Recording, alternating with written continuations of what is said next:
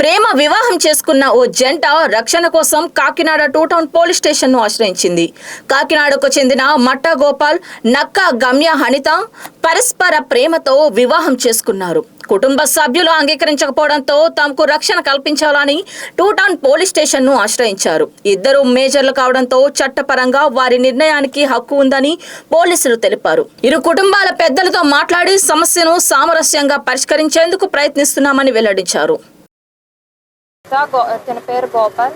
మేమిద్దరం 4 years నుంచి love చేసుకుంటున్నాము. ద్వారకా నగర్ మా ఇల్లు. మా ఇంట్లో ఒప్పుకోవట్లేదు. 4 years నుంచి కొడుతున్నారు. తిని ఇంకా చంపుతామని బెదిరించారు. ఇంక ఇంట్లో నుంచి బయటకు వచ్చి మేము పెళ్లి చేసుకున్నాం. పోలీసు వాళ్ళ హెల్ప్ కోసం వచ్చాము. ఇంకా ఇంట్లో కంప్లైంట్ ఇచ్చారు మిస్సింగ్ కేసు అని. నేనే ఇంట్లో నుంచి బయటకు వచ్చేసాను.